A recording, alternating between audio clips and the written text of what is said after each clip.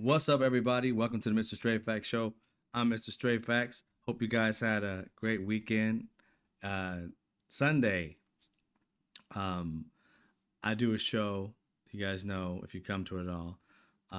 Where we watch movies. We had a double header last night on TikTok. We had movies, two Christmas movies: Charlie Brown Christmas and the other one. I'm just escaping me right now. Oh no, Christmas Vacation.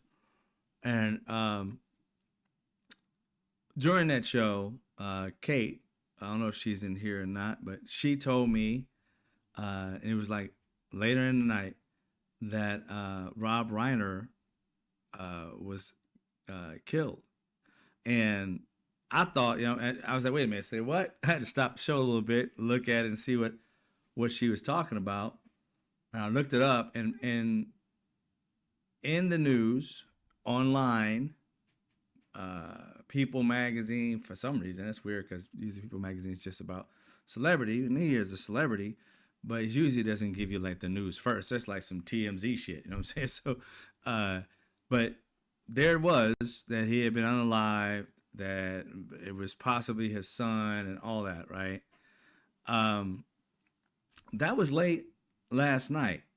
Now I turned on all kind of news platforms to try and check it out, and it's crazy. I was like, America, like the name of this is what's going on, because how is it you don't know, but yet though you know? I mean, it was news everywhere, right? I don't know if you noticed this or not, but last night when I checked it out, that the actual magazines and stuff like that, and if you read online, it already said that the both of them were dead. They didn't say by how, whether it was shooting or stabbing or whatever at the time. Son was probably the suspect. That was it. I go online. I wait for a press conference. They gave one late last night. I waited for a press conference. I went and tried to find the first one that had snippets of it.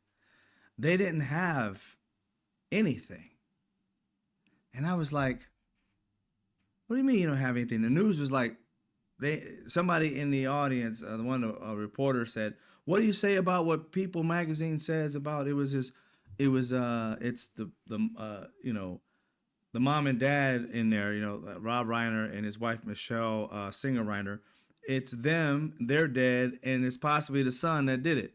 Police officers like, I don't know where you got that from. People magazine? Oh no, we haven't said that at like the LAPD or whatever, the Los Angeles Police Department that was the head of it. We haven't said that. Matter of fact, our people 6 hours later haven't been able to get the coroner in because we can't, basically, we have to wait for a warrant. I'm like, you mean to tell me that Rob Reiner and Michelle Singer Reiner were unalived at like 3:48? It is fucking 9 p.m. and their bodies are still there because you need a fucking warrant for dead bodies that you know that are in the house? I didn't get that shit at all.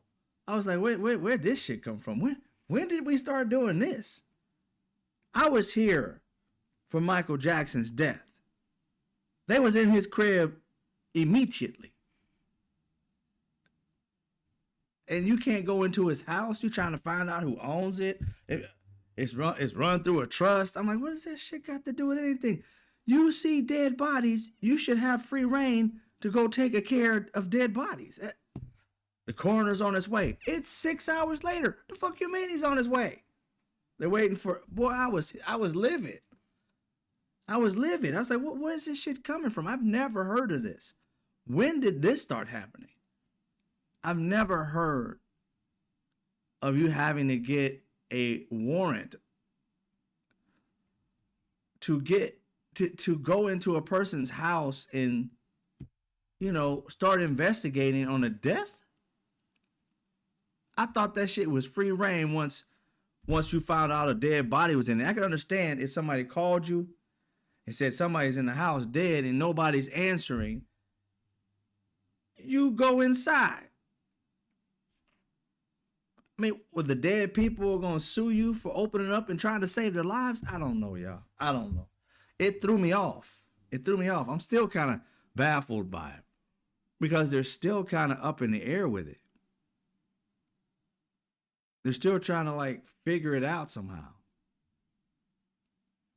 Then they arrested the son, even though the police department said he was not a suspect yet or even a person of interest because we don't know anything.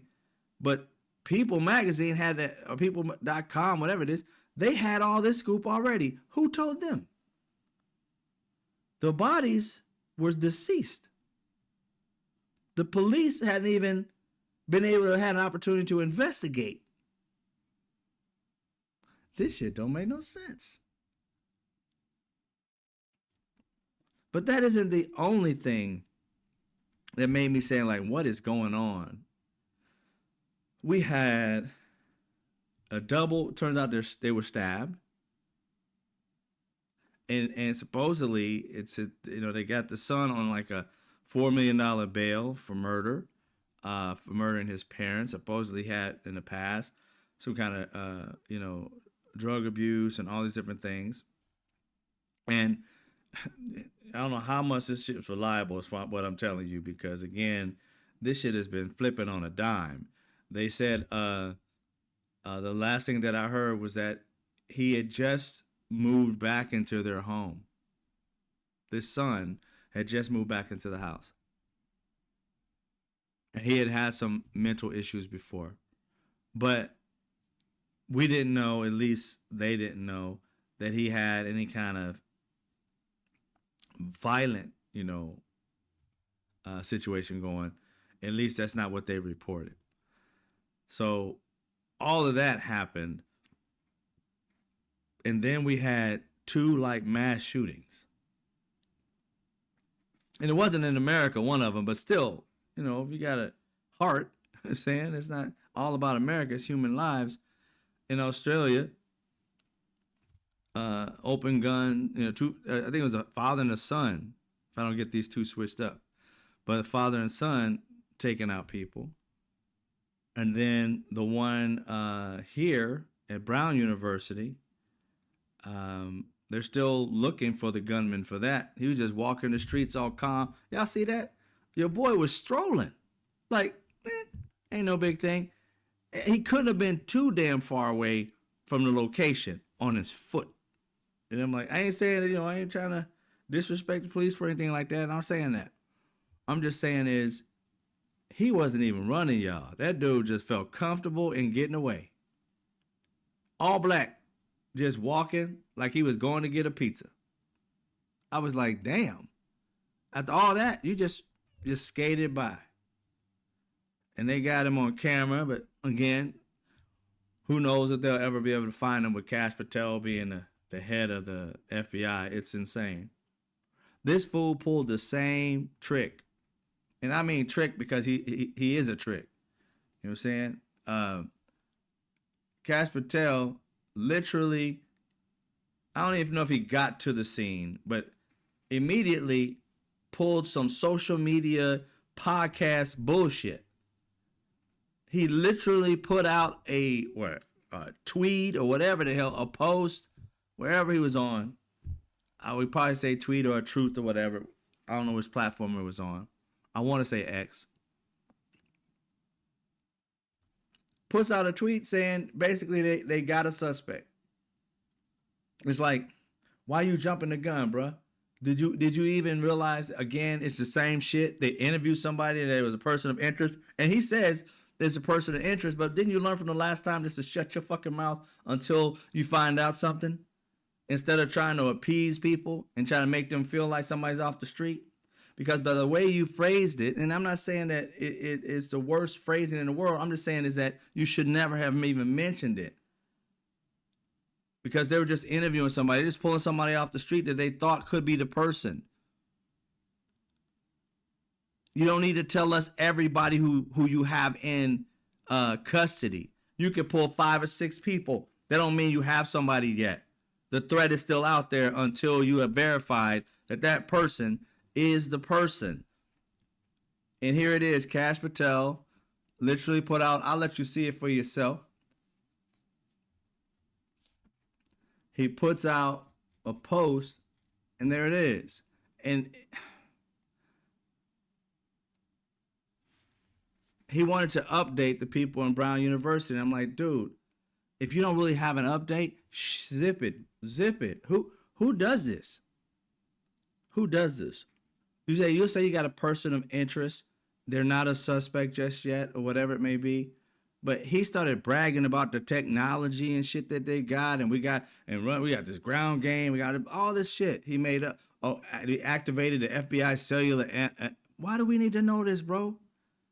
You sound like somebody. You know who Cash Patel sound like? He sound like that kid who was bullied as hell and always had to like have his chest stuck out to try and act like he was hard for no damn reason at all. It's like, dude, wrong moment. It's not hard time.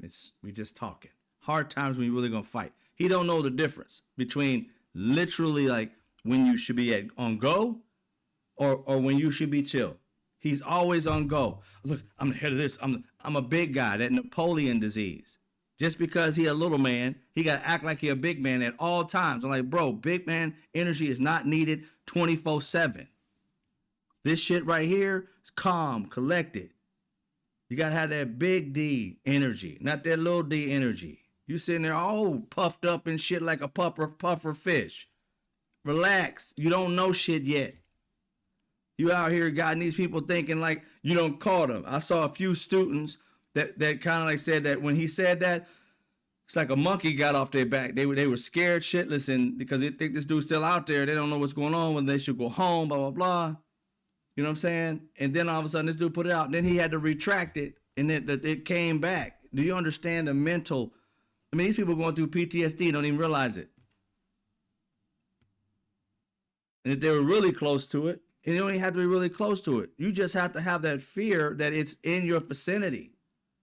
I mean, think about it. If you was in a caged area that's probably, like it's got, let's say it's big. Let's say about a good 1,000 feet by 1,000 feet, whatever. Pretty nice size, whatever. Or even 10,000 feet. And they tell you, well, you caged up, but there's a wild lion somewheres.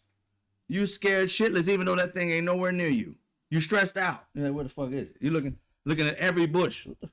You scared. You're trying to climb a tree. You realize they can climb. You got all this anxiety even though you haven't seen the thing. That's what these kids are going through. And they're children. They're 20s, 18, 19, scared shitless of somebody who could just blow their head off at any given moment. They don't know if that person's there. You should have never came out. The dude just does not calculate at all. I mean, you would think one of his eyes would make fucking sense. This cockeyed bastard be messing up everything. I mean, come on, man. Counsel somebody. I mean, you had the job a year. You should at least take some counseling. Learn from some of the FBI people. Ask them what strategy you should take. You still are the same dumbass when you came in. You have learned nothing. We paid you to learn nothing. You think you know it all. And you come out and traumatize the kids once again. Double traumatize it. No need it. You should have just been a big boy, right? And just said, we don't have any suspects just yet. You know what I'm saying? And if you were scared about certain things, counseling, see your counselors. You didn't have to come out and tell us what your force does. We don't need to know all those adjectives about that shit or description. People just want to know, are they safe? Are they not? He's not off the street yet. But as soon as he is, we'll let you know. We suggest you stay inside your home. If you live on campus, we say you stay inside your campus. If you don't, we suggest you go home if it's nearby. We'll keep you updated. That way they're in a safe space, chilled out, school's closed or whatever it is for a minute. Think about the students. Think about the people around who are scared, the teachers, professors. And then come out and tell them when they're safe.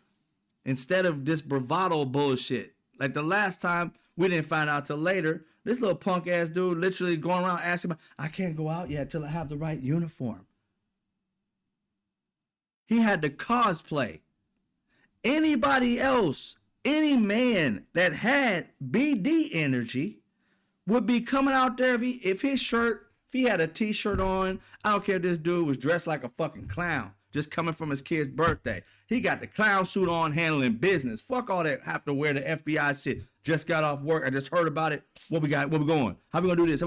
That right there is what we needed. We need people who can lead no matter what they're wearing. This fool had to come out and had people taking the patches off of their jackets to put it on his so he can come out here and cosplay the FBI. The FBI is who you are, bruh.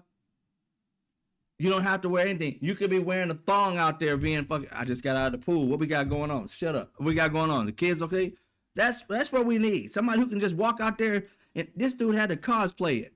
Had to look a certain way before he would come out. People out here hurt. That was Charlie Kirk. These people scared thing. This dude literally had to wait till his uniform came. Telling other people to take their uniforms off. Take that badge off. Yeah, give me another badge. Give me this, give me that. I'm like, dude, just go out there and do your job. Not until I looked the part. Sad. Just sad. Put you guys up here. That's what Cash Patel did today. And he ended up doing the same thing he did last time. He didn't learn from Charlie Kirk. And he did other stuff like this before. He just didn't handle well. I don't know. This is what merit has come up to. Dumbass people in positions they shouldn't be in. I'm not even asking that you put a Democrat in there. I'm just saying put somebody in who know what the hell they're doing. They can follow your little crazy ass ideologies, which I do not like, but somebody who knows what the hell they're doing, a professional. Promote somebody who knows how to do the job. But see, he don't want that because that person don't know how to do the job. They'll do it right and won't listen to Donald Trump because they would fail. They'll look at that and say, no, that's a failure. Ain't doing that. We got to do this. And Donald Trump don't want it because stupid is as stupid does. He wants everybody to be just as dumb as him and don't overshine him because you make him look, dumb. He don't want you no more. So you got to play the idiot, the super idiot. So this dipshit to feel like he's somebody. It's just insane.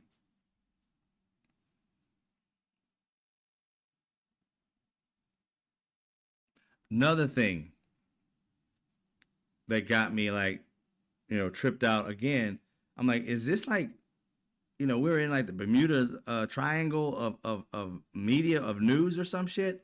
I mean, because again, the Brown University dude just walked away. It is what it is. The father-son tip, you saw the hero that ran and grabbed a gun. Boy, was he patient.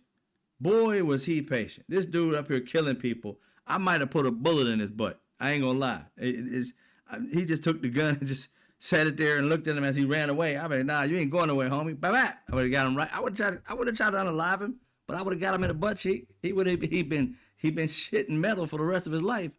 But it's like I just saw him. I was like, wow. But what got me out of all this is that the media, I had to go look it up. The media has been saying and has been having people, and maybe they're right, maybe other things aren't right. But it's, again, the idea that the news is swirling around and nobody really has the facts, but everybody's saying something. That's just throwing me off today. I had to go research these two incidents. And earlier today, on different news organizations, stuff like that, these two incidents had something to do with Jewish people. Like the first day of Hanukkah or some shit like that. I guess today is, or yesterday was. I don't really know 100%, but I want to say they said this happened on the first day, so I'm guessing it was Sunday. And then I researched it and looked, I'm like, wait a minute. Are these two have anything to do with anything about being Jewish or anything like that? It says it still hasn't figured it out whether it really is a hate crime toward anti-Semitism. And I'm like, so they don't have like a definitive, like this is exactly what happened? Then why are they saying they have it? Why are they saying that it's a Jewish anti-Semitic thing? I understand that one was at a school, and I was like, how was that anti-Semitic? It wasn't, I guess. And the other one was the two guys who were like terrorists or whatever, and they were against. That's what their whole thing was, that they were against it. But from what they say, there's two stories out. One is that it was something against the Jewish people, and the other one says it's not. I'm like, how is that so? But the thing is that the police department, I'm guessing, the investigators haven't proven it to be that yet. So that's the narrative that the police, I guess, are running with. Say, we don't know that it's that. It may appear that, but we don't have any information saying it's this and saying it's that. I, I'm confused by those two. So I don't really have the facts on those because, again, they're all over the place. And each person believes they're 100% right. Just like each person, like last night, people knew that it was the son that could have done it and that they were both dead and they knew how, but they didn't tell us how. That was people, whatever, on the internet. And then the police department did a press conference and invalidated all that. We don't know that. I'm like, how don't you know that? You got the body right there, bro. The body right behind you. Oh, we can't get in the house. Well, we in the house. It's weird because he said that they needed a warrant to get in the house, but he mentioned that they had already seen the body, so you're in the house. Boy, I don't know what this is about, but that needs to be cleared up. The LAPD or whatever police department is, it needs to be cleared up why it took you over 6 hours to even start this investigation about this. Because you were waiting for a warrant. That every lawyer that was on air last night was literally saying that should take less than 2 hours. At 3:48, you should have had it by 5:48. 6 hours later, you were still waiting on it. Where was the judge? And how many judges? I mean, you can call any of them, I'm sure. They could have got this easy. I don't get it. But it's something that, it's a celebrity. And I know when they mess with celebrity stuff, they always want to like watch their P's and Q's and shit. Just like, I don't want to we want to make sure there's sticks. Wait, make what stick? They're dead. You have the right to the house when you see dead bodies. You're going to tell me you're going to let a dead body rot until you, what if you can't get one for a week? You're just going to sit there and let it rot? That don't make no sense. That makes no sense to me. There's an investigation open immediately when dead bodies are found and you found them all stabbed up. You're going to sit there and just wait on a warrant. Police, I'm just saying, this is what a normal person would go through. We could be wrong. Tell me I'm wrong. Explain it to me. But nobody has. That's the problem. That's the problem. When asked these questions, vague as shit, which makes it seem odd that you would even step to a mic if you didn't have the most basic information. You should just said, we don't have any information for you. As soon as we do, we'll get back to you. That would have been more than enough. Everybody would have been confused, but wondering what was going on, but nobody would have had any information other than what you gave us. And somehow, people got it. That right there should be also investigated. Because whoever told people knew some shit, had seen the bodies, had told them about the bodies. If it wasn't another police officer or person who got in, who? And they don't give up their sources, but you can get phone numbers. You can track all that shit, FBI. That shit don't make any sense. That People magazine or whatever the hell it is had this information, I believe, or something. People, they didn't say exactly what it was. But anyway, that was messed up. May Rob Reiner and Michelle Singer Reiner rest in peace. It's alleged that their son took their life. The middle son, they had a younger son than him, a younger child than him. I don't know if it was a son. But we're gonna have a couple tributes to him at the end here. One of them is Rob Reiner was on 2 different like podcasts or something like that, and he talked about his favorite movie and his favorite All in the Family scene, at least one of the favorite scenes that he had. But we're gonna watch that and kind of have reminisce about this brother and talk a little bit about him, you know, that we may not have known, right? So let's get into the rest of it, and then we'll get into the celebration of his life and him and his wife's life as they work together.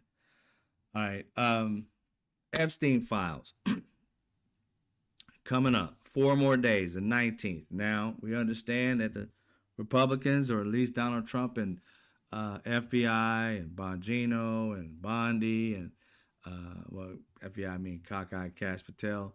You know they're gonna try and figure something out. It's kind of like prolong it, but it's got to be by the 19th. And you know what? So I'm enjoying this dismantling somewhat, and it's not of the core people. Don't get it twisted. Of this MAGA party. I've been seeing, I don't know if you guys been seeing it, but I've been seeing all over the place MAGA people just lighting into Donald Trump over the Epstein files, over, you know, overseas. Oh, and the Syria stuff. Oh, they're like, you're going to start a war? No, they thought we was a party of no more wars, you know, things of that nature. So they've been going off on this dude. He's been, you know, but it's crazy how all this is going wrong. This man is effing up everything. I'm like, who are these 30% people that still believe he's doing a good job? You guys must like be really stupid. I mean, there must be something that you drink every day just to even come close to sanity. Without it, you probably climbing walls and shit. Because this is insane that you would think that everything you're going through now, everything costing more, your health care is on the verge of going away.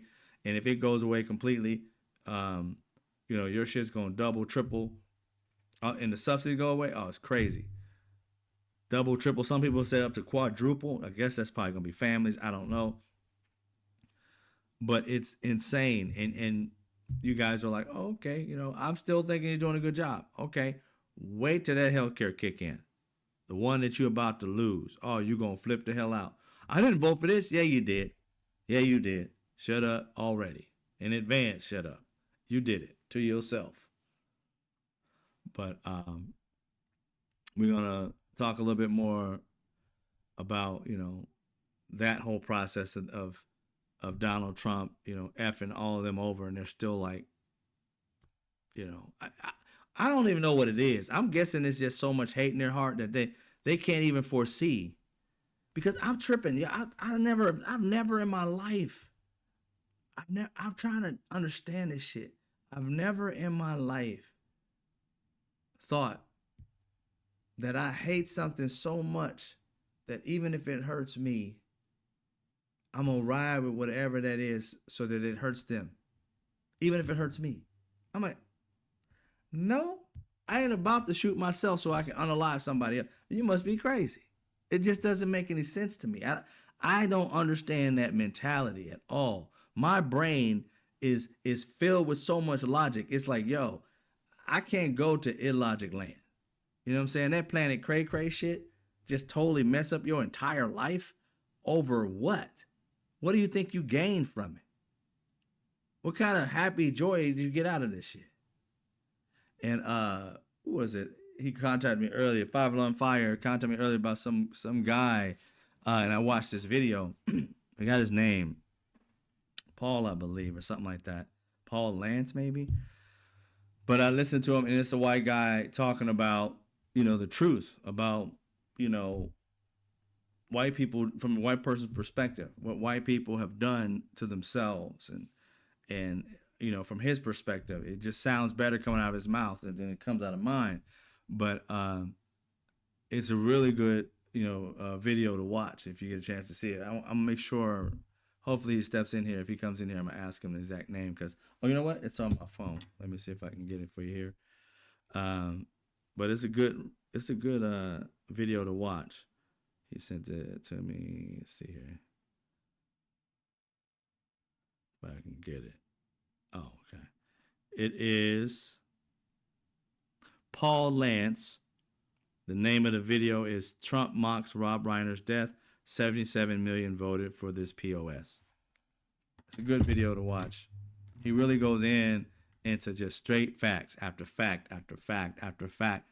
And you know what I loved about it is that It wasn't about making white people feel guilty. It was from a white guy to white people.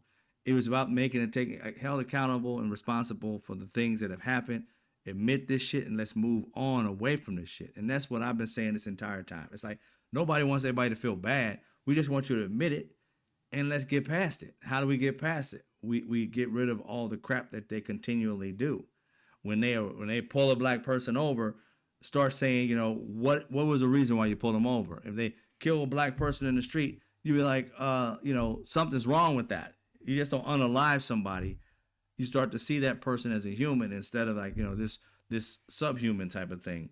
Because that's the only reason you would think if somebody got shot, two people, a white person and a black person, both running from the same incident, and they just gat up the black person and arrest the white person, it was just happenstance. No, it wasn't. It was not. They thought of him as a criminal. They thought of that one as a possible criminal. They could be saved. They're going to arrest them because they're more than likely going to get out of it. Because all they got to do is say, you know what?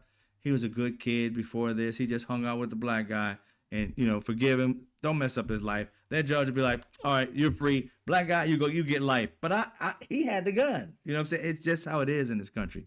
But that man literally kind of explains it in a better way than I do often. So I suggest you check it out if you get a chance. Other things that happen here.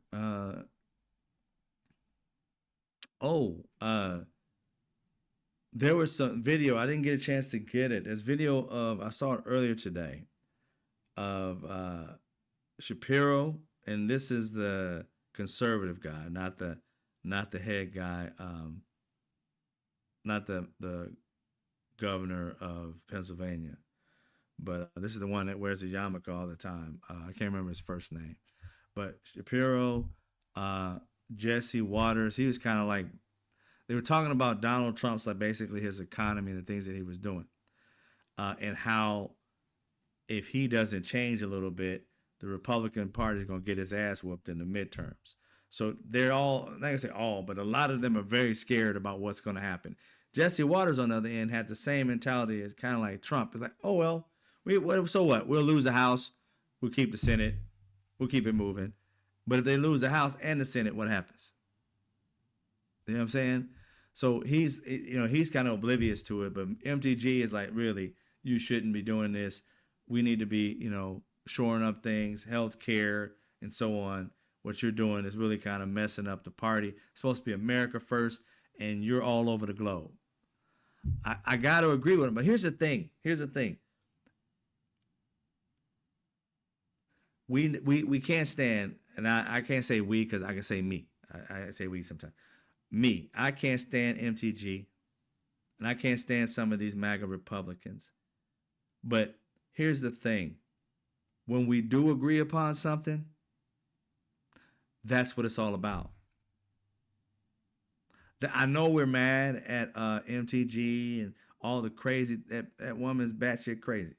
And all the things that Jesse Waters is about as dumb as a rock. I probably, if I need somebody to help me or something, I'd probably ask a rock before I ask him, because toss a rock and you may get a 50-50 answer. Jesse Waters, he ain't never coming up with it. He ain't coming up with the answer whatsoever. He's slow. And then you got, other people like Thomas Massey and these people who are retiring to be able to come out and finally have some testicles. Their testicles dropped as soon as they say, I'm not running anymore. Oh, you got testicles now. They're all out there fighting now. And it's crazy. But I digress. My point is this. We've never agreed, as far as Democrats or liberals or anybody who wants things to be better for everybody, we've never agreed with Republicans who only care about money, power, and themselves. We never agreed with that shit. But we are agreeing on things. And I've been seeing people like, I don't trust her.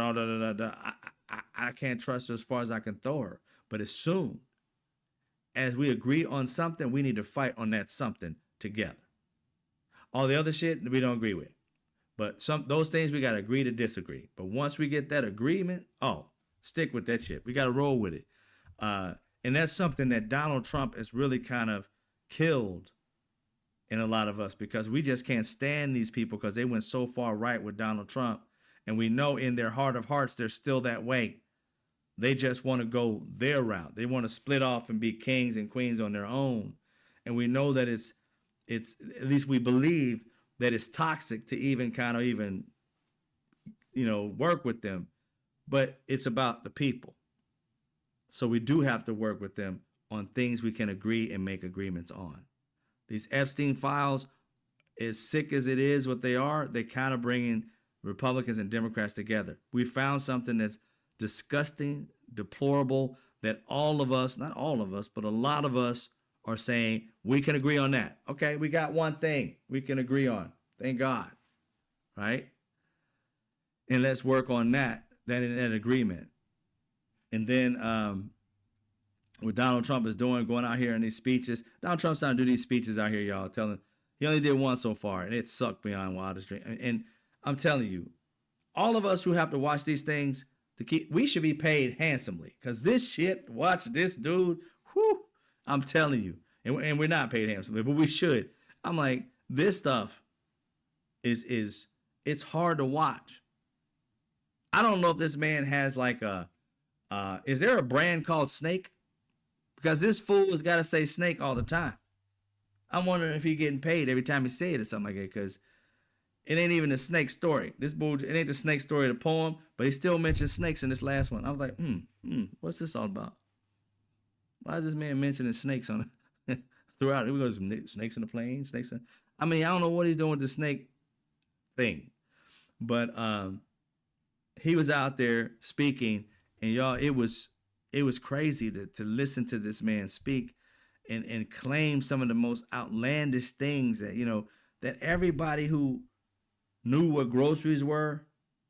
This fool literally came out, this fool literally came out and said, and I think I may have said this to some of y'all, there's this new thing they got. It's called districts. I was like, I know he didn't just try to claim that he figured out what a district is. And it's new. Now, here's the oxymoron of it all, right? It's just the idiocy of it. He said, there's this new thing called districts. Then he goes on to say, I won like 2,000, something like that, whatever it is, to her 500. Now, those with a brain, you probably just got it. How can something be new when a year ago you won based on those districts? It's been around since we've been voting, bro. I just, whew. And this is when they think he's kicking on all cylinders, saying some of the most dumbest shit on the planet. You be like, boy, y'all, you can't. I'm gonna tell you this right now. Once we get out of this shit, boy, do they have a lot to answer to. As soon as we get out of this post dipshit era, it's going to be like, you literally thought like that, bro. That was you. Seriously. We could have had you committed. Once they come out of this him gone and nobody else to give them that same type of bullshit that they believe in, they going to trip at how much they effed up their life. Do they understand how much money they spent buying these red, ugly-ass hats with white signs on it? How much money they spent going to these rallies, and how many times they got a text saying, hey, if you don't get this, it's the last one. I got them, and I'm not a Republican, never signed up for a Republican, never even thought about being a Republican, and I still got these things from Donald Trump. And I know there were legit ones. Everybody said, oh, they're just scammers. I said, it may be some, but I know Republicans at the time that I'm not really cool with anymore, but they would get them. They'd be like, I got this one, and I guess it's last second, blah, blah, blah, and you got to do this. And I was like, I got the same one. They did it. They voted, they got the shit, and a little pamphlet thing showed up. I'm like, man. It reminded me of the Christmas Story when my man got the Ovaltine. It's like they were sitting there trying to put this thing together. I'm like, what are you doing? He gave you some cheap ass coin that you paid for like whatever $150 for. It's trash, bro. You guys are going to flip out when you go back and look over your budget and realize some of you dipshits spent 10, 12, 15 grand over these 10 years, but probably even more. I wouldn't doubt it. Sometimes y'all bought these shoes and shit for crazy amounts of money. That one dude bought the first pair that Donald Trump got to sign for like 8,000 or some craziness. The shoe was trash, yo. You and I could have made that damn shoe.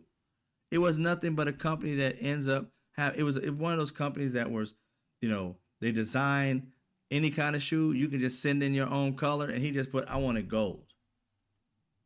Just a generic shoe that he had to paint gold, red, white, and blue and shit. Shit cost $35 altogether to make and be boxed. And this dude bought it for 8 grand. And then other people bought it, like what's his name?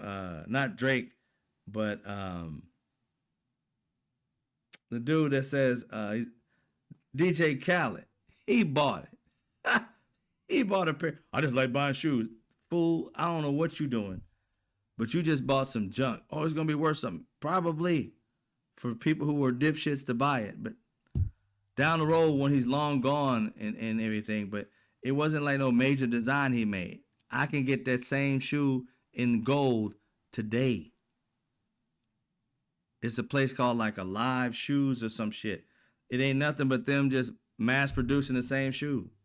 There's no difference. You can go out and make one right now. I literally can go out and make one right now and sell it to some of these dummies for $300-$400. It's crazy. Oh my goodness. But anyway, that's what we have to look, forward to. They do at least, that they're going to see themselves years down the line and say, wow, I can't believe I was that gullible. It's not going to age well. Not at all. It's not going to age well. This is the era of Republican dipshittery. They're going to be like, wow, we went down a rabbit hole. And now y'all went down a butthole, because that right there, y'all was deep in a bunch of crap. And we were trying to pull y'all out. It was like, hey, in there, come out. Y'all just stuck in there, telling everybody else that they were sheep. You guys were sheep, just jumping off, buying shit. I was tripped off this. When have you ever seen a Democrat? We'll go to a rally or create a shirt or whatever and support our people and things of that nature when we're going for elections and things of that nature. But you ain't seeing us buying 35 outfits, buying 700 flags on the back of a truck. You got ain't enough room, but maybe 4 trucks. These fools got 17 trucks, 17 flags on the truck. One big one with Donald Trump. You be like, what the fuck? And they call everybody else sheep. I'm like, dude, you bought that flag, and I know it was overpriced. I know it was overpriced. Donald Trump's flags was like $150. The big one's like $300, and these fools were buying them left and right, putting themselves in the poorhouse, thinking this man's gonna do something for them. It's crazy. It's crazy. I can't believe people. I just, before 2015, I did not think America had that many people in this country that were bright, illiterate. You know what I'm saying? It's like allergic to intellect. I did not know that. You could have never told me in 2015, 2014 that this was that many stupid people out here. I promise you, when Donald Trump started running, that was the first thing I was saying to one of my homies. I said, look, man, there ain't no way this clown gonna win, man. There ain't that many stupid people in the world to believe his bullshit. And my man worked in the hospitality industry, was around a lot of rich people and shit like that. And all he heard was Trump. They love Trump. They love Trump. They love Trump. And he said, dude, this shit taking off more than you think. I'm like, boy, you crazy. Ain't that many people in the damn country that stupid? Come on. I mean, I see a lot of people all the time. I don't ever see none of this Trump shit you talking about. I was like, and he's like, yeah, dog, I think he might win. I mean, this was early on. I'm like, I said, I'll bet. Nah, I ain't going to bet you, but I don't think he's going to do it. And he did it. And I was like, we got that many stupid people. And they just kept proving it. It's like they went down a dumbass rabbit hole over and over and over. And they wouldn't stop, yo. I'm like, damn, this is like the COVID of intellect. These people are dying from stupidity. I just don't understand it. And then they'll get all mad because you call them deplorables and all that. Stop acting deplorable. You wouldn't get the label. I mean, you literally was okay with a man grabbing people by their vaginas. That's not deplorable to you. I mean, you can go lower than that. It's wild, y'all. That to me is just some other world. I just could not believe uh, that was a reality. And when it became a reality, I promise you, I had Republican friends, things of that nature. We never talked about politics. And I mean, people of different races and shit. And I was like, but we're no longer cool because of that. And to be honest, it wasn't even me. I still could like kind of be cool with them, but it was like they went too far to the extreme. You know what I'm saying? When you ask them the question like, how could you have a lot of black friends. How can you be in like love basically with a racist, rapist, pedophile, possible pedophile, or at least been accused of pedophilia? How could you be in cahoots with that? I mean, go to another Republican. Hell, go to Marjorie Taylor Greene. But how in the hell can you get with Trump? It doesn't add up.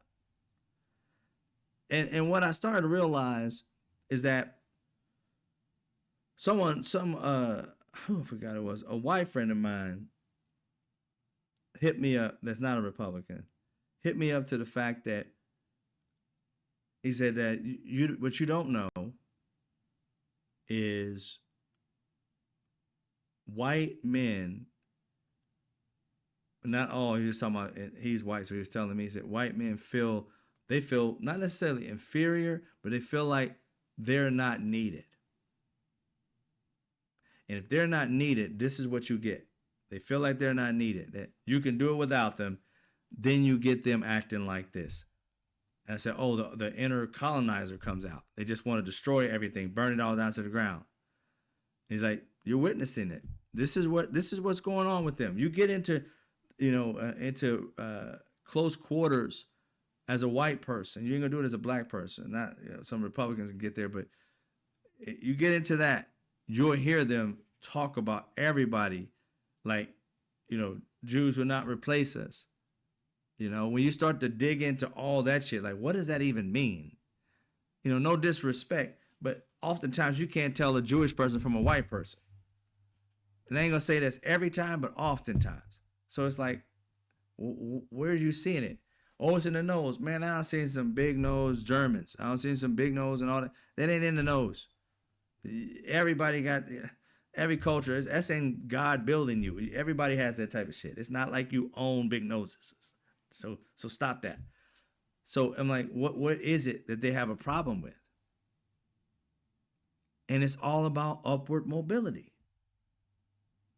They're tired of seeing rich Jewish people, rich black people, while they're poor, they're middle class. They're blaming the people of color who became rich and not the billionaires who are mostly white that aren't letting them into the door. They're not mad at them because they're white too. And that these black and brown people should not be in the positions they're in. It belongs to us, not because we're worthy of it, not because we have merit, but because we're white. And therefore we make merit equate white. And therefore, even if we're not qualified, put us in a position. We'll learn it. We'll do something, but we deserve it. They don't. They're people of color. That's what they mean by this shit. And the sad part is that you'll get people saying they're not racist and they'll believe the same way they believe. It's like, that's not the way I believe it. That's not the way I see it. When you're blind, bro, because talk to the racists, they'll tell you that's what they've been doing. And you keep acting like it's not. In denial, that's not, people of color's fault. That's your fault for not paying attention to what your little, wanting to move themselves up just because they're white groups of people. No. Everybody works their ass off to get something that receives it. Period.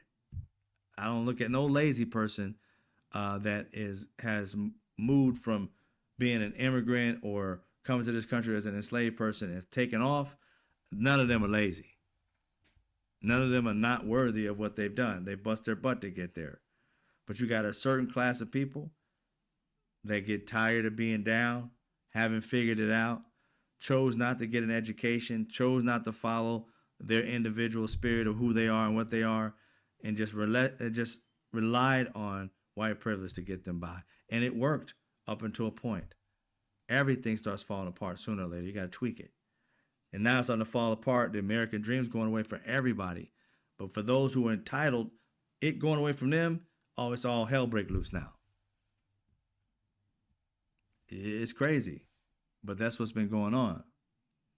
I just found out today that the photo take of Trump's The Art of the Deal was taken by Rob Reiner's wife. Oh, wow. That's a special in hell for that prick. And I hope Satan love an orange face. Right? Ah, man, I didn't know that. Thanks for telling me that. If I was on fire, I had no clue about that. But yeah, it's so much craziness that's been going on in this country. I'm like, what is going on? You know, like Marvin Gaye said it best. What's going on? It's too many, and it's just like this past weekend. Just this past weekend, we've had a bunch of stuff, but all these things coming in at once and not having any kind of clarity to them. It's almost like this fog of information.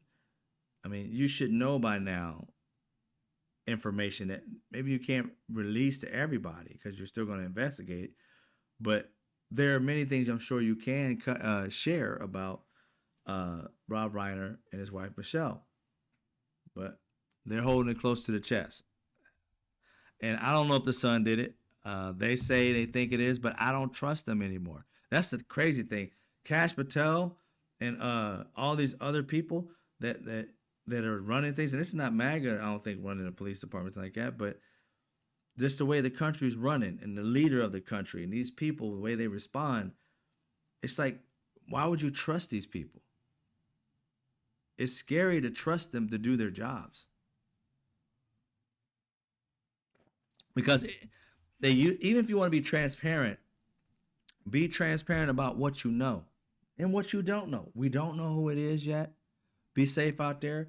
Don't come out there and say, well, we got somebody. Who's somebody? Did you find a weapon with him? You can't just, it's crazy. But it didn't used to be like this. It's just gotten worse. It's like you start to reminisce, even though, we've had bad cops, bad whatever, and racist people and sexist and xenophobic people since this whole country started. But there was a time before 2015, 2014, those things existed, but we didn't have dumb people running the country. We had people who, again, billionaires getting it whatever they wanted. That was always. That's why we as Americans got to work on that. But in these lobbyists the same way. But Americans would fight for something, march for something. If you didn't have a plan, that was on you. But you march for something, you had a plan. You march, they lose money, you change shit, move forward, keep it going. It just started reversing. And people started getting mad at the fact of, black people are getting this and Latin people are getting this. Even turned Asian people against other people of color, specifically black people, because of colleges. We can't get into Harvard College because this black guy's not smart as me. I'm like, first of all, nobody releases your transcripts. Hell, when I got out of college, you know how hard it was for me to get my own transcripts? Shit.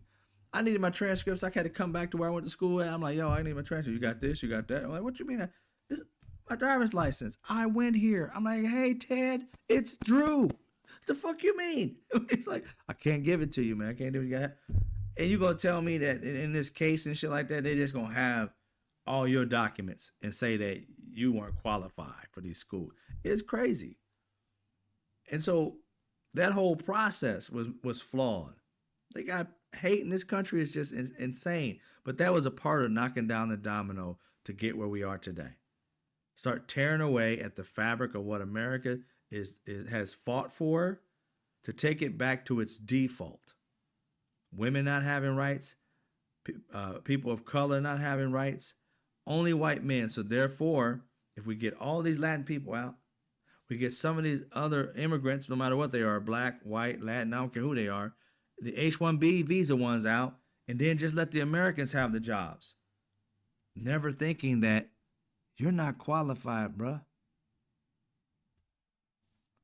If you're not qualified for the job, how about you wait until you can get qualified for it before you jump the gun and get rid of a person that we need? That's what they did with the government. Got rid of so many different people, and then multiple times, it's like, yeah, that department helps that department, and you want that department, so you can't get rid of this one. Oh, we can hire him back. Not the way you did before. You already don't pay them severance and all that shit. So you got to hire him back at a different rate. It ain't gonna be the same rate. So they lost money doing these stupid things.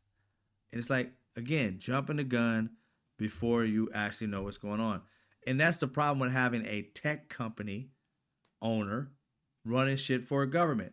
People who are out there who think that business people should run the country, you're dead fucking wrong. Why? Because business people cut corners, fire people for no reason just so they make profit. The government is not in business to just make profit. The government is in the business to be able to help its people, pay down its debt, to manage what's going on. It's not about the government coming out with a grip of money. And that's what Donald Trump treats it like. It's a fucking expensive piggy bank. Look how much money we got. I'm like, then pay off our debts. The government's not supposed to keep money just in it just for the hell of it. It's for protection. It's not there to just spend willy-nilly. It's there to take care of this country and the people in it. We pay for our government to watch out for us, not for our government to have this huge bank filled with money and everybody else is broke so that the head president can go out and buy a yacht if he wants to. That ain't the way this rolls. But that's what they're trying to do with it. Talking about it like it's a piggy bank. It's like, if you got all this money in there, we owe what, 30 trillion, 30-something trillion now? Pay it off. What the hell's wrong with you? So that we can get our credit number back. I don't even know if we still, triple A, whatever the hell we are. But we fell down. I think the highest is quadruple A or something. We're down. We went down earlier this year. I don't know where we're at now. I hadn't checked. But that's what we need to be focused on if we're going to have this extra money coming in, which is not extra, which gets on my nerves whenever they say it. And you know, lately, there's been some, like, pundits who are economists and shit like that seem like they're on the fence before, and now they're starting to come around acting like Donald Trump's tariffs are working. I'm like, wait, where'd you get that shit from? I saw one earlier today. And he was trying to make it seem like they're partially working. I'm like, for what? Because he's talking about the money. I'm like, oh, you don't call it the, like, greed bug. You see the money coming in, not realizing that it's the people's money. Now, before it becomes the people's money, it's the businessmen and women's money. And those are the ones, especially I think Costco, that's suing you to get their money back. So you're out here trying to spend money that the courts have not determined is actually yours yet, because they believe these tariffs were either illegal or just pressure tactics that didn't need to happen. I always said to myself, like, when a business is going to catch up? Donald Trump is really taxing y'all. He said he doesn't want to tax the businesses, but he's literally taxing you by making you pay more. You're paying the tariffs, which means all that money's in that pot is all your money. And then you make your money back by charging us more than what it charged you, so you get your money back and then some. So in the long run, once you sell these products, then you get your money back, but you front load it. So that literally means you're out these millions and billions, and Donald Trump says trillions of dollars as a group until you sell it to us. Now, what if we don't want to buy it at $250 and we say, you know what, we're going to go over to China and get our own stuff for like $75. We ain't buying your shit. Then you ass out then. But that's what they're suing for. Because these Temus and these, other sites, these people are getting it. Like, I just saw on social media, those scooters, I think they're like, I don't know for sure, but I think they're like scams. But it's all over like TikTok and some of it on YouTube. I'm sitting there like all these things. Oh, you can get these big scooters and shit like that, electric scooters for like $65, two for 115 or some shit like that. And I'm like, and you go look it up. These things are $3,500 a piece. Like, how the hell that shit work? I don't know what's going on with this country, but if that is possible, oh, these businesses are gonna go out of sale because I'm going to business rather in the United States. Because if you can get that same thing, you got to pay $3,500 in the United States, and you can get it for $60 in China, the same brand. Oh no, it's a wrap. It's a wrap. Americans get smart enough and do what I'm doing with partners, we'll never have to buy from them again. Get the same quality, if not the same brand. Throw your own name on it and be going with it. Anyway, but that's just talking about how the country should run and shit. Um, what else we got going on? Let's see, LLB. What you saying here? Destroyed Texas cotton is 64. Is that 64 cents? Very sad, but we lost 30 acres in Mount Bayou. It's hard to feel sorry for the farmers because my grandfather was forced off his acres. Sorry to hell to hear that. Is it LB? Sorry to hear that.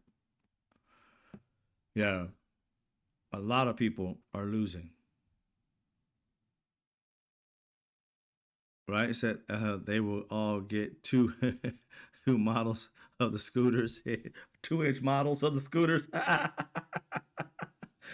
That's true, Aussie. That's why I said I don't trust it, but it's like it's what's so crazy about it. It's on. I mean, if you guys have Facebook, not Facebook, I ain't been on Facebook in years, but um, I mean, I have, but I haven't. I haven't been on there strong, but I think it's TikTok. Almost, and I don't know if it's just my algorithm or what, but I wasn't looking up scooters, but it just struck me. But I do use them, so I don't know. Maybe it realized that I used them or something like that. I don't know. You know how to be peeking in on your shit, but all I got is just one after another. I swear I'll be on there like for an hour scrolling, and I'll straight up see at least 30 of them, and all of them, sponsored by something or whatever, and just crazy like, and they're talking about the everything is like I was telling you the $3,000 ones they're talking about for $100 and $60 and all this other shit. I ain't buying one, but I'm just saying, if that shit was even true, it's crazy.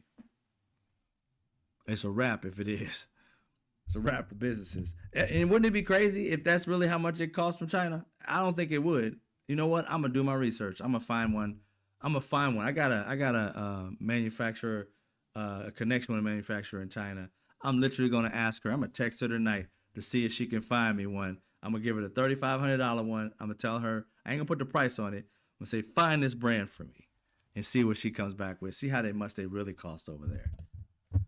Cause they only cost like $60. I'd be damn.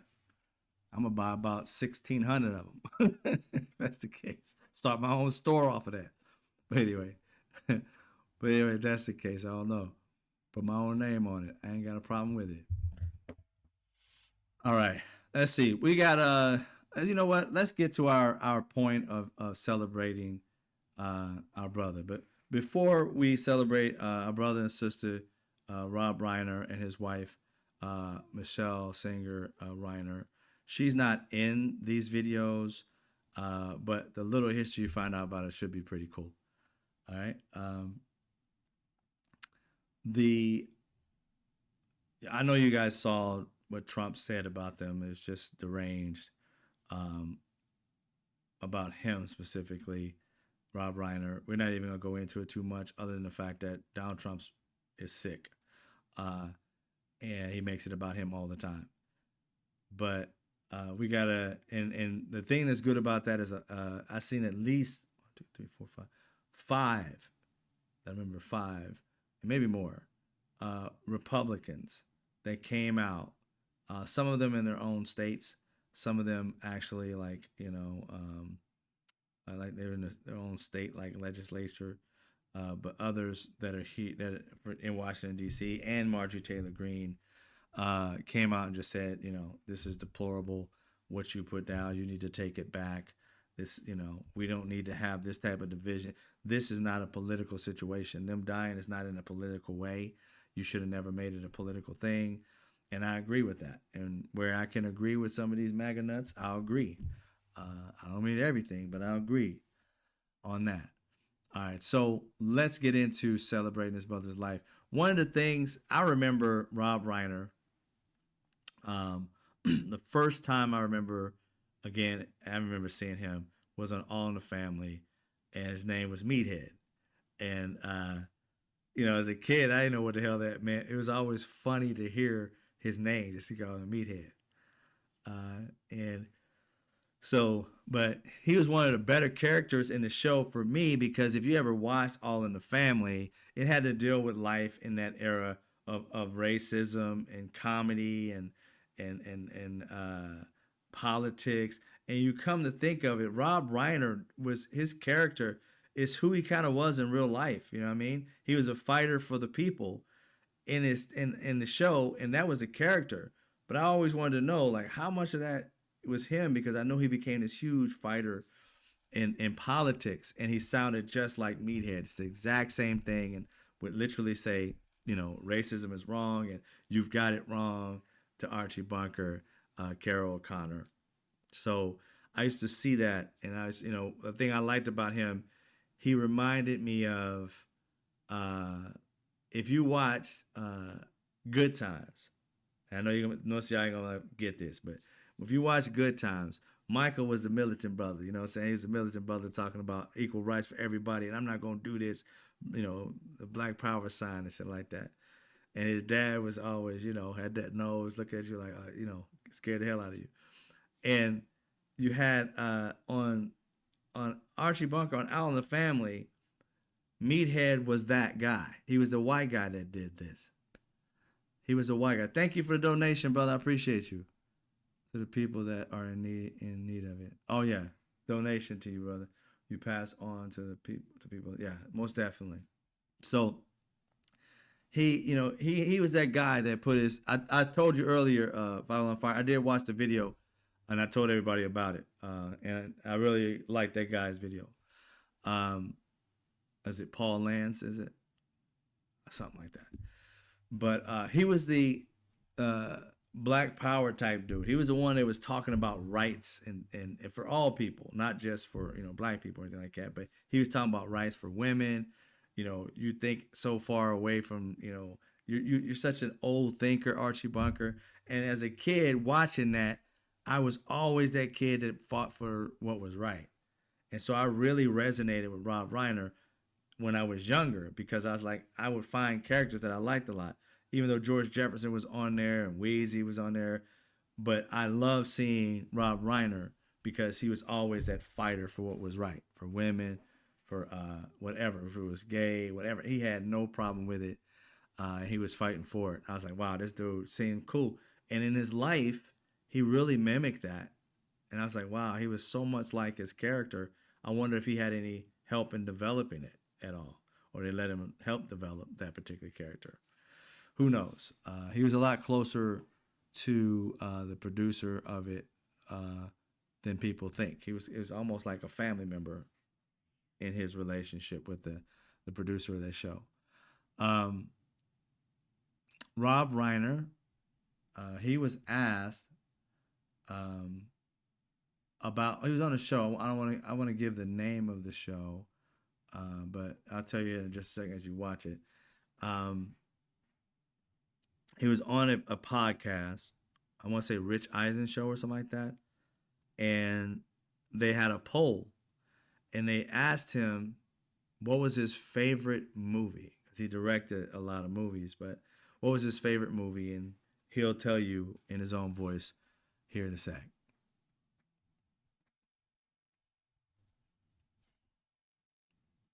Okay, guys, what's your favorite Rob Reiner movie? Spinal Tap, Stand By Me, The Princess Bride, When Harry Met Sally, A Few Good Men. Which one would you choose? Those are the choices you have. Those are the choices. Now, have you been polling people already? When you want to give We them, have. So The Princess Bride is currently at 38%. Right, Late surge by A Few Good Men to Right. 31%. right. Stand By Me 15, Spinal Tap 9, When Harry Met Sally 8. Okay, interesting. Well, you know, you love all your children. of course. So no matter what they are, you love them equally. That's not true.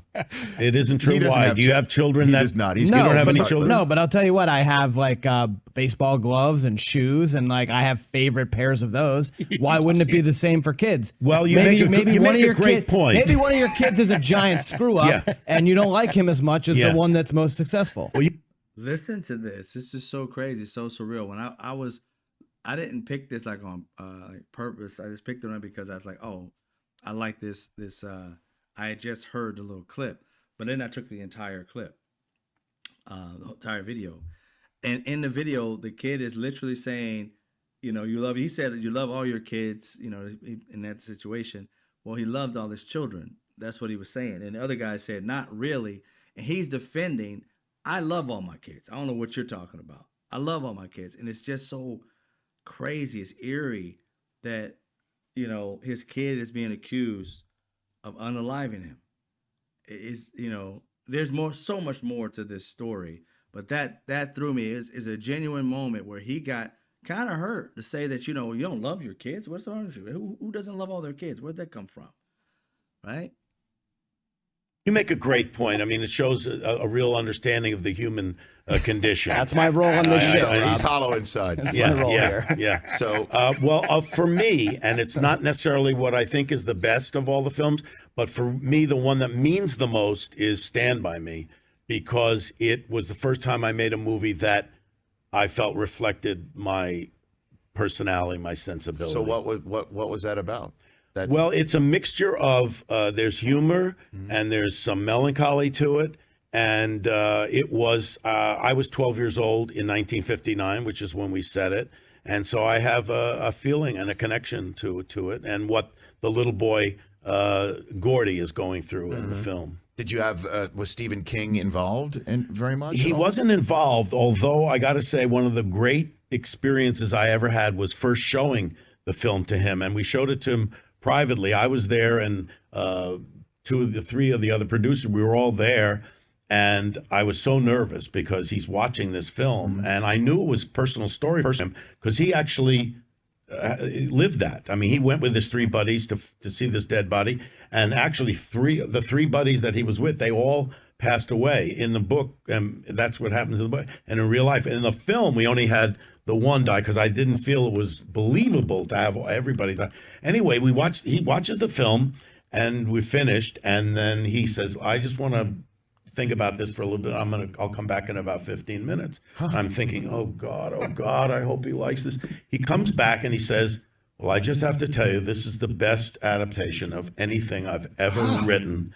He says, that's not saying much, but no, he made a joke, but he said I love this film so much. And he said, and in the book, it's Chris picks up the gun to fend off the older boys. And we had Gordy do it. And he says, when you had Gordy pick up that gun, I thought, why didn't I think of that? No kidding. Yeah. And so that was the coolest. And then we got to make 6 or 7 other Stephen King movies because he then would give us, we optioned his books for $1. He said, I trust that you'll be able to, do So okay. which one are you most proud of on that? Misery? Well, Misery, we did Shawshank Redemption, which to me was. How did that not get on? Well, I didn't. Our company direct it. produced it. Oh, So he didn't. He produced Shawshank Redemption. Frank, I think Darabont, he is the person who directed Shawshank Redemption. And what's so cool about this is when you think about it, that Stand By Me, and again, these are Stephen King books, things that he created, and you hear that I didn't know this story, that he got. After Stephen King loved what he had done with Stand By Me and actually kind of like had a different viewpoint on it that he thought was, great, he gave him the opportunity to take any one of his books to make it to a movie. And what he was talking about is that giving him the rights to the movie for $1. So you understand if you've never been in the entertainment industry, people usually give up a lot of money to option a movie if they have it, the option a movie, option a book or whatever to make it into a movie. That means nobody else can make it but you. But he did it for $1, and this had to be the ultimate compliment to Rob Reiner to say, I trust you with all of my artwork, because he reached him on a personal level and not just a business level. When he made Stand By Me, he liked it so much that he had to walk away and think about it. And then he came back and basically said, you didn't just do a movie, you tapped into who I really am. And that was the shocker to him. That's what I'm doing here. You tapped into it. He had that intuitiveness to tap into what really was being said in that book and put it on film. Again, the ultimate compliment. Most writers, when they hand over their work to a director, they hate the movie. And a lot of people who are readers, if you read a book and then go watch the movie almost always fails the book. The biggest compliment is to take a book from the writer that everybody loves, makes a movie, and when the writer comes back, either in tears or in joy, and then trust you with the rest of his catalog, that right there is golden. I guarantee you, there are very few human beings to ever live to have that happen to them. That's how that is in LA. So, Carl Reiner just had it, and rest in peace, brother. It was just, it's an amazing thing to be even see that and have that insight. He mentioned all the other movies, like he did Shawshank Redemption. He didn't direct it, he produced it. Not many people that I even quizzed today, a few people I asked, I said, do you know the name of the production company of Rob Reiner? And he started, I believe, he started on June 19th, I think 1987. I was like 16 years old. And he started it. He was like a director already. The name of it, and we've all seen it in movies. You know what I'm saying? There's been a lot of movies this man has made. But it's Castle Rock Entertainment. And I never knew where Castle Rock came from. Castle Rock is a place inside of one of Stephen King's books. It's a location inside of it. When you start to peel back the onion a little bit, Stephen King was his idol. I mean, he really, could you imagine that your idol told you he loved your work? Oh, that had to be heaven for him, because he went and named his production company after a location in the book of Stephen King. And like he said, later on, he would go to do produce and direct, some of them production, some of them direct. He said six. I think he said 6 or 7 Stephen King movies. I couldn't find all those, but that's what he said. I know that he did Shawshank Redemption. I didn't know, but now that when I looked at it, I had to go back. He literally was he produced. This is where he made. I know he made a crap ton of money off of, because the person who was the actor in this made a crap ton of money off of it. But he produced Seinfeld. I didn't even know that. His production company, Castle Rock, produced Seinfeld. Also produced The Green Mile. Love that movie. Rest in peace to the brother who passed away. Duncan. His name's it. Trying to remember his first name. What was his first name? I want to say Charles Duncan, but it's not Charles Duncan. He passed away, heart failure, I believe, years back. Yeah, he did Seinfeld, Green Mile, Shawshank Redemption. These are things that he produced, but I didn't know that was the name of his company. He just re-upped his company to do more investments. They revitalized it in 2021 during COVID, near the end of COVID. Oh, it was in COVID, actually, 2021. In October, he got a $175 million film fund. So that I'm sure is still going on now with the movies that they have coming out. And what's even more crazy is that right now, or at least this year, I gotta look it up. His movie Spinal Tap that he did became a cult favorite. He did in '84. It just came out again this year, the part 2.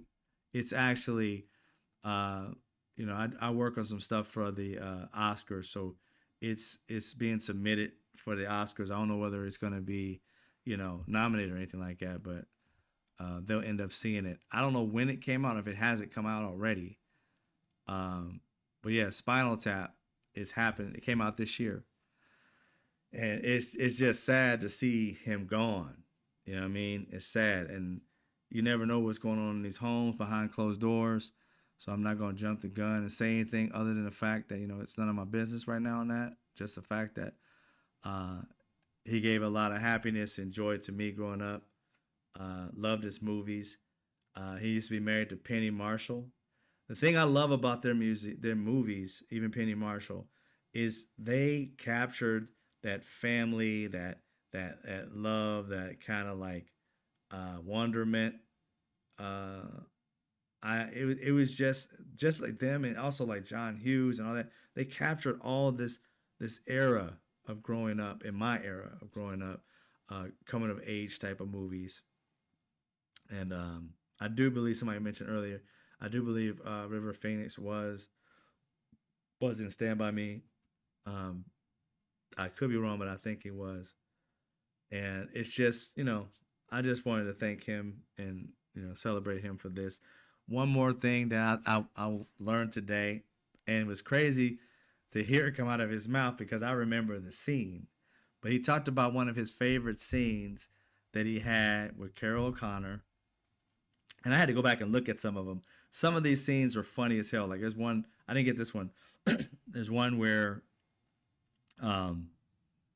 Archie Bunker, Carol O'Connor does an ad lib that has Rob Reiner like come out of character, and he turned sideways and he's trying to gather himself, but he said something.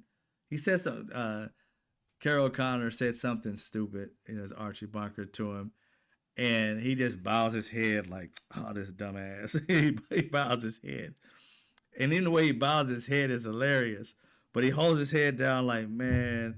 And then Archie Bunker just off the fly, he looked at where he was looking down. He said, what, I didn't have my fly zipped?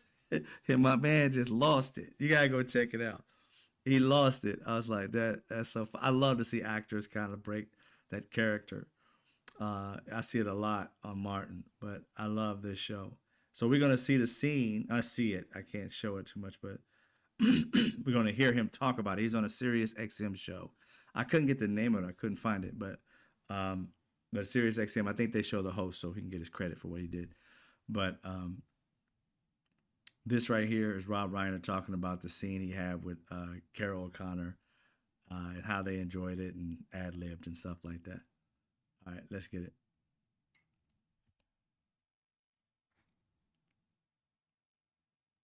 Most people come up to me after over 200 shows.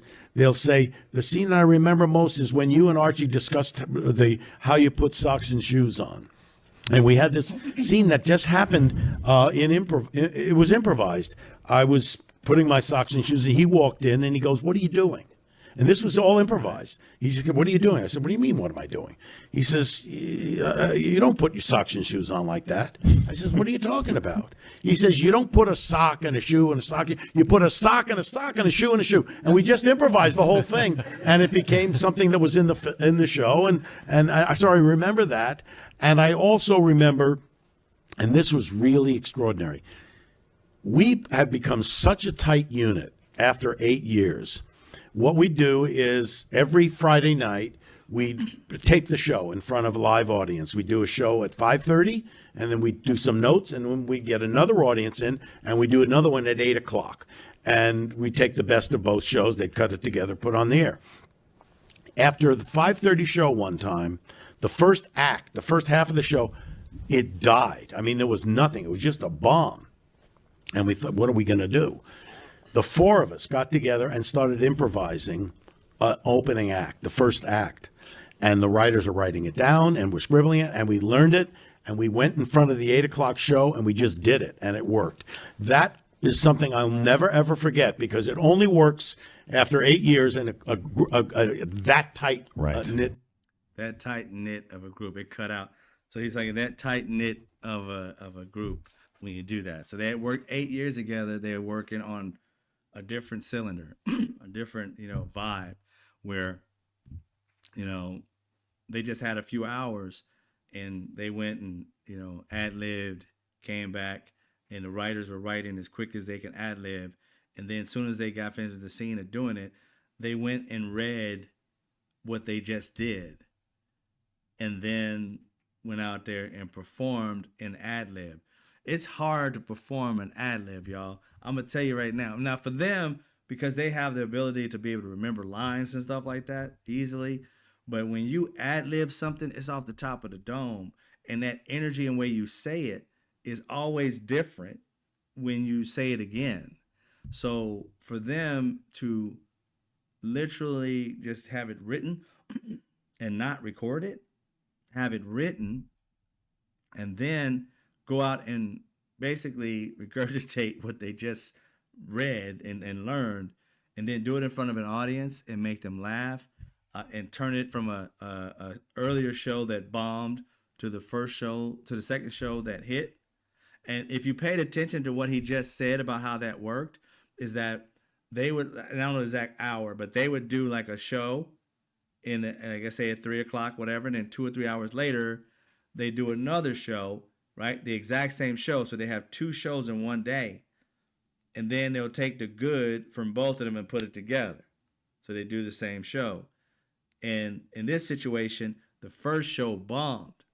So they couldn't put that on. So they had to literally do everything off that first show, which means that first show was a one take. He didn't go into it, but if you listen to it and decipher what he's saying, they had that one show. They couldn't edit it with the other one because the other one sucked. So they took that one show and they came together and produced something that normally would take 2 shows to put together. That's talent. And they had been together for 8 years. And that's why he was like saying it's amazing. You know what I'm saying? That they were able to do that. Not a lot of team work like that with cast. You often hear a lot of cast later on in life how they didn't like each other and stuff like that and didn't get along. You really didn't have that here. I don't remember it, at least. I can research it some more, but I never remember that. And I've watched a lot of their videos and stuff like that over the years. Sally Struthers and Rob Reiner, of course Carol O'Connor, and Edith. I can't remember Edith's real name at the top of my head, but loved the show. It was a staple in my house. I like somebody mentioned before. I love the scene with Sammy Davis Jr. I think that was the kiss scene or whatever. George Jefferson, you know what I'm saying? Sherman Hemsley was always hilarious. And always had that upset look with him. and how Lionel and Meathead got along. Yeah, it was a very special moment, man. It's sad to see one of the staples of my childhood, go in such a horrible way. He deserved way much more than that from my perspective. I don't know their entire life. I don't like to, validate something when I don't know it, but only know it from my perspective. He inspired me a lot in this industry, and I was in the entertainment industry for years. He inspired me a lot. I just wish I got to meet him, because everybody I know who has met him said he was just an awesome person. Just an awesome person. One of my close friends, he came to the news station. He got to meet him. Wonderful person. So, a star that I didn't get a chance to help out by doing anything with him. I would love to help out in the things that he's doing, but his big fight at the end was fighting it so that we wouldn't have a dictatorship. He was very strong in that, donated a lot of his money, really got into it with Donald Trump and these MAGA minions. And, the least I can do is continue down this path of keeping up the good fight. so that at least I can do my part so that we won't fall into a dictatorship, or at least we can try. All right, ladies and gentlemen. His father was Carl Reiner. Yeah. You know what's so crazy? I don't think his father did. His father die at 78? I think he was older, much older. What was his father? Carl Reiner did something at 78. I saw today.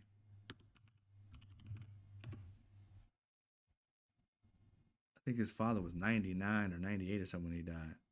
98, 98. He did something at 78. I forgot his father did, which was kind of, crazy because of the fact that he passed away at 78 or was unalive. Yeah, Carl Reiner, very funny man, very good actor. I don't know him personally. I didn't follow him that close, um, but he was funny. Like I said, he's married to Penny Marshall. Love me some Penny Marshall. Um, and what's so tripped about Penny Marshall is that I didn't even know when she passed away. I mean, it's like I thought she was still alive. I was like, hey, I said, yeah, Penny, what she ain't seen her in a minute. They're like, she died, bro. I'm like, what? I didn't know that. I didn't keep up with her for some reason. But it is what it is. We're gonna keep following up. If I learn anything more, I'll let you know what I know. If you learn something, throw it in the comments because I would love to know more about it. Uh, it's just a sad day, you know what I mean? But they're in a better place. They're in a better place now. They don't have to do any of this, whatever is going on with that family. I just hope everything was set up. So, that he has everything set up for his family and the other kids, at least. I don't know about this child, but at least the rest of the family. But we just keep them in the prayers, positive thoughts if you don't believe in prayers. We don't discriminate, we include everybody. So, yeah, that's pretty much what I got for y'all today, man. I appreciate you guys being here. You know what I mean? It's always a pleasure to educate, also be educated, um, to learn more. And for the families that have been lost, the people who have lost their family members, um, and Australia, Brown University, prayers lifted up for you as well. May the shooter be caught. I'm not sure if it's just one shooter, but that's the only one they've been putting up. Maybe that's the only video they have. May he be caught and somebody turn him in or something. But other than that, you guys have a great night. Y'all be safe. You're very welcome, Vera. And thanks again for the donations. I appreciate it. Five on Fire, appreciate you, brother. Appreciate that. I'll definitely do something to help and support some people with that. All right. Okay. I think that'll be it. You guys have a good night. You guys be safe. I'll see you tomorrow around the same time. Take care. I'll see you when I see you.